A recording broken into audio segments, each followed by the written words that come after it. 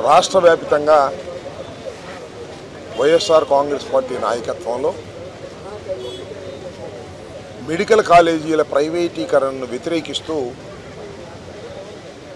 ఒక ఉద్యమ రూపాన్ని ఇచ్చేటటువంటి కార్యక్రమం వైఎస్ జగన్మోహన్ రెడ్డి గారు చేపట్టారు. ఈ కార్యక్రమంలో భాగంగా ఆంధ్ర రాష్ట్రంలో 1 కోటి సంతకాలను, అంటే మెడికల్ కాలేజీలను ప్రభుత్వ రంగంలోనే అట్టిపెట్టాలి, ప్రైవేటు రంగానికి బదిలీ చేయకూడదు, ప్రైవేటు రంగానికి అమ్మకూడదు అనేటువంటి ఉద్దేశంతో 1 కోటి సంతకాలను సమీకరించి గవర్నర్కు సబ్మిట్ చేయాలనేది ఉద్యమంలో ఒక భాగం. అదేవిధంగా రేపు 12వ తారీఖున ప్రతి నియోజకవర్గంలోనూ, రాష్ట్రంలో ఉన్నటువంటి 175 నియోజకవర్గాల్లోనూ పెద్ద ఎత్తున ర్యాలీలు చేసి కలిసి వచ్చేటటువంటి ప్రజా సంఘాలను కూడా కలుపుకొని మెడికల్ కాలేజీల ప్రైవేటీకరణకు వ్యతిరేకంగా ర్యాలీ తరువాత అక్కడ ఉన్నటువంటి ఎంఆర్ఓకి లేదా ఆర్డీఓకి లేదా కలెక్టర్కి మెమోరాండాలు సమర్పించటం, ఈ విధంగా ఒక ప్రజా ఉద్యమాన్ని నిర్మించి ఈ ప్రభుత్వం అప్రజాస్వామికంగా, అన్యాయంగా, అక్రమంగా జగన్మోహన్ రెడ్డి గారి టైంలో ప్రతి జిల్లాకి, అంటే ప్రతి పార్లమెంటుకి ఒక మెడికల్ కళాశాల ఉండాలనేటువంటి ఒక సదుద్దేశంతో ఆయన అంకురార్పణ చేసి పునాదులు వేసి కొన్నిటిని నిర్మించి ప్రారంభించి మరికొన్ని నిర్మాణ దశలో ఉన్నటువంటి కళాశాలన్నింటినీ కూడా నారా చంద్రబాబు నాయుడు గారు కూటమి ప్రభుత్వం అధికారంలోకి వచ్చిన తర్వాత వీటన్నిటినీ కూడా ప్రైవేట్ రంగానికి అప్పచెప్పేయాలి. ప్రైవేట్ రంగం అంటే పెద్ద పెద్ద కాంట్రాక్టర్లు, పెద్ద పెద్ద ధనవంతులు, వాళ్ళందరికీ అప్పచెప్పేసేయాలి. మీరు చూశారు కదా, ఇప్పటికే ఆంధ్ర రాష్ట్రంలో ప్రైవేటు మెడికల్ కళాశాలలు చాలా ఉన్నాయి. ఎవరు వాళ్ళందరూ? బాగా పెట్టుబడిదారులు ప్రైవేటు కళాశాలలు పెట్టి ఆ మెడికల్ కాలేజీల్లో సీట్లను అమ్ముకుంటూ అధిక ఫీజులు వసూలు చేసుకుంటూ ఒక వ్యాపార ప్రక్రియలో వైద్యాన్ని విస్తరించినటువంటి ఎవరైతే ఉన్నారో వాళ్ళందరికీ కూడా ప్రభుత్వ రంగంలో ఉన్నటువంటి మెడికల్ కళాశాలను కూడా ఇచ్చేయాలని చంద్రబాబు నాయుడు గారు నిర్ణయించుకున్నారు. దానికి ప్రధానమైనటువంటి కారణం ఏంటంటే, పెట్టుబడిదారులకు ఇచ్చేశారనుకోండి, ఈయన కూడా కొంత పెట్టుబడిదారులు ఇస్తారు డబ్బులు, ఇచ్చిపుచ్చుకునే ధోరణి, జేబులు నింపుచ్చుకునే ధోరణి. లోకేష్ గారు జేబులు నింపేటటువంటి కార్యక్రమంలో ఇవాళ చంద్రబాబు నాయుడు గారు పనిచేస్తున్నారని చెప్పడానికి ఇది ఒక చిన్న ఉదాహరణ. ఉన్న ప్రభుత్వ రంగంలో ఉన్న కళాశాలలు, నిర్మాణంలో ఉన్న కళాశాలలు ఎవరో ఒక కాంట్రాక్టర్కో ఎవరో ఒక డబ్బులు ఉన్న వాడికో ఇచ్చేసి వాళ్ళు వ్యాపారం చేసుకునేటట్టు, ఈయన కొంత ఇచ్చేటట్టు క్విట్ ప్రోకోలాగా వ్యవహరించడాన్ని వైఎస్ఆర్ కాంగ్రెస్ ప్రభుత్వం, వైఎస్ఆర్ పార్టీ తీవ్రంగా వ్యతిరేకిస్తున్నది.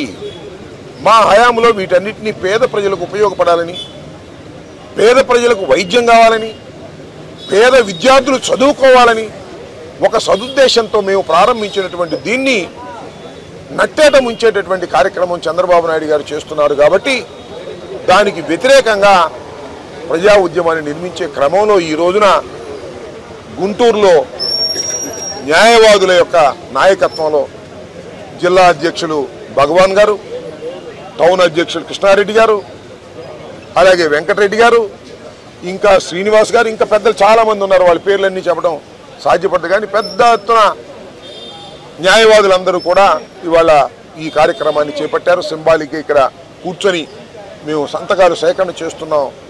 వివిధ ప్రాంతాల నుంచి వచ్చినటువంటి క్లయింట్స్తో కానివ్వండి, న్యాయవాదులతో కానివ్వండి, వారికి ఈ మెడికల్ కళాశాలలు ప్రైవేటీకరణ చేస్తున్నాడు చంద్రబాబు నాయుడు గారు, వ్యతిరేకమైన వాళ్ళు సంతకాలు పెట్టండి అంటే వాళ్ళు సంతకాలు పెడుతుంటే ఆ సంతకాలను సేకరించుకుంటున్నాం.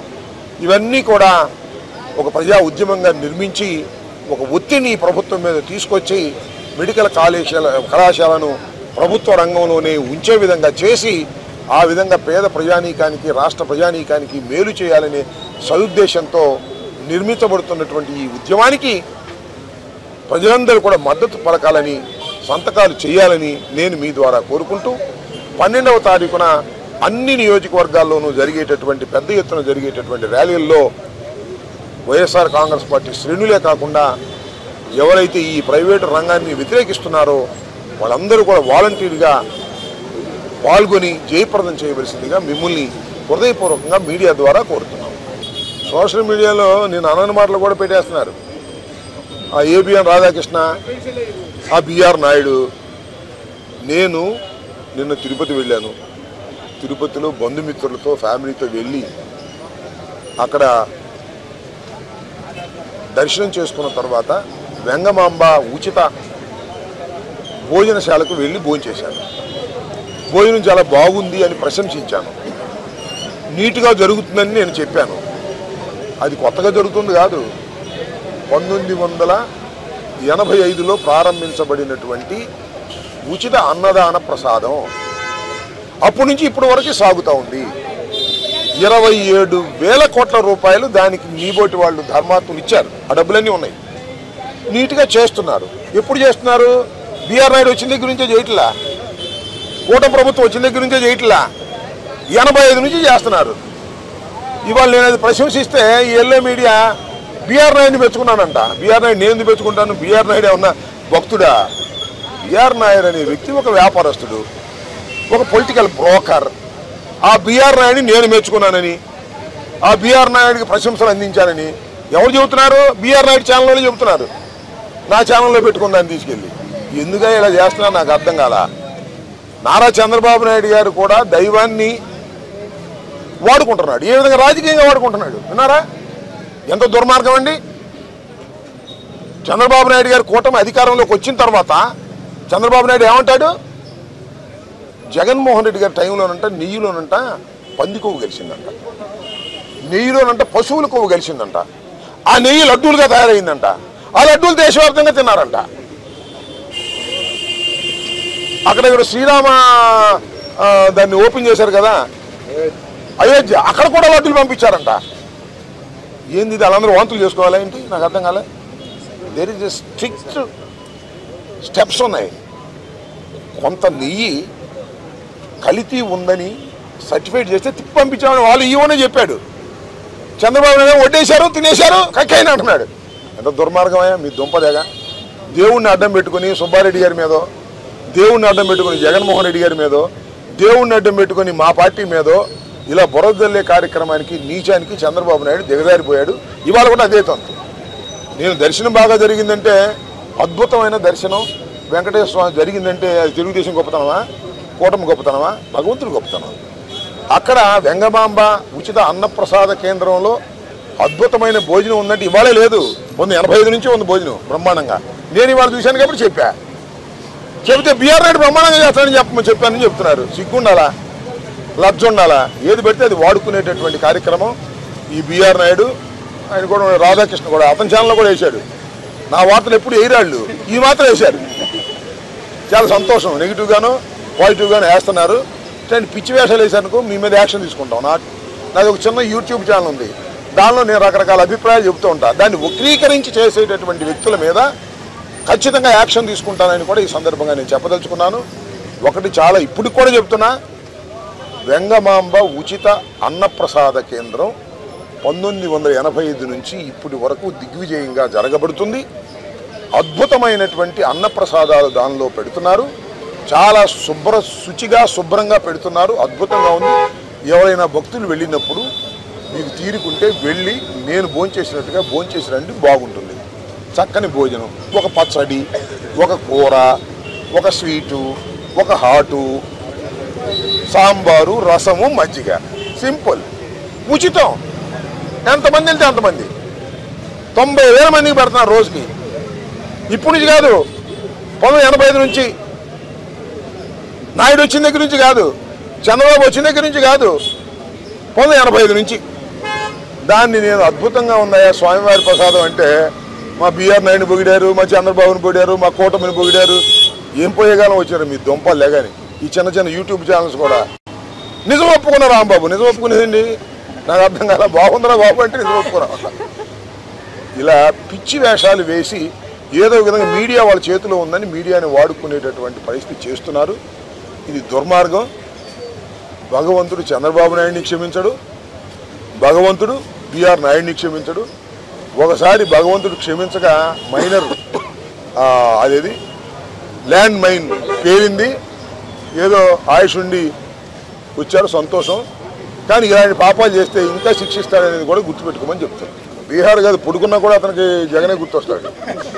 ఆ లోకేష్ అనే వ్యక్తికి నిద్రపోతున్నా జగనే గుర్తొస్తాడు, బాబు కొడుకులకి ఇద్దరు జగనే గుర్తొస్తాడు. నాకు అర్థం కాల. 11 సీట్లు వచ్చినాయి 11 సీట్లు వచ్చినాయి అంటారు. ఎందుకయ్యా జగన్ గురించి భయపడతాను నాకు అర్థం కాలేదు.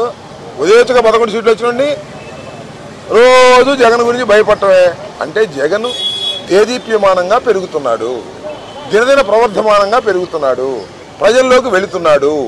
ఈ 16 మాసాలు సంవత్సరం 6 మాసాల్లో తెలుగుదేశం ప్రభుత్వం కూటమి ప్రభుత్వం చేసినటువంటి పరిపాలన మీద ప్రజలకు విసుగు చెందారు. మళ్ళీ జగన్ వస్తేనే బాగుంటుందని అనుకుంటున్నారు. ఇది వాస్తవం. అది వాళ్ళకి తెలిసింది, భయపడుతున్నారు. ఇది విషయం. ఏమో నాకు తెలియదు ఆ మాధవ్ గారి గురించి. మరి చంద్రబాబు ఏమో ప్రైవేటీకరణ చేస్తానన్నాడు. కొద్ది మాధవ్ గారిని ఆమెతో మాట్లాడమని. చందంగానే వచ్చిన వాళ్ళతో సంతకం పెట్టుకుంటాం. ఇంకా సమాచారం పూర్తిగా రాలేదు, ఇంకా టైం చాలా ఉంది, ప్రారంభ దశలోనే ఉంది. మా కార్యకర్తలు గ్రామాలకు వెళ్తున్నారు, మా కార్యకర్తలు వార్డులకు వెళ్తున్నారు, వార్డుల్లో ఉన్నటువంటి ప్రజలకు ఎక్స్ప్లెయిన్ చేస్తున్నారు, సంతకం తీసుకొచ్చుకుంటున్నారు. ఇది జరుగుతుంది, స్వచ్ఛందంగానే చేస్తున్నారు. దానిలో ఏ విధమైన సందేహం లేదు. లేదు, టైం ఉంది. 22 వరకు మాకు టైం ఉంది. 12వ తారీఖున ర్యాలీ మాత్రమే. ఇంకా ఆ తర్వాత 10 రోజుల పాటు ఈ కార్యక్రమం సాగుతుంది. Dead line is 22nd. ముందుగా నిర్ణయించుకున్నాం. అది అవసరమైతే కొద్దిగా ఎక్స్టెండ్ చేస్తారు, లేకపోతే ఏదో చేస్తారు. కోటి సంతకాలు అయితే గ్యారంటీగా 175 నియోజకవర్గాల నుంచి సేకరించి తీసుకెళ్లి గవర్నర్ గారికి సమర్పించడం జరుగుతుంది. ఆ సమర్పించిన తర్వాత అయినా మన చంద్రబాబు నాయుడు గారికి కూటమికి జ్ఞానోదయం అవుతుందని, ఇది ప్రైవేట్ రంగం నుంచి ప్రభుత్వ రంగంలోనే ఉంచుతారని మేము ఆశిస్తున్నాం. ఆశించకపోతే మరొక ఉద్యమ రూపాన్ని తీసుకొస్తాం.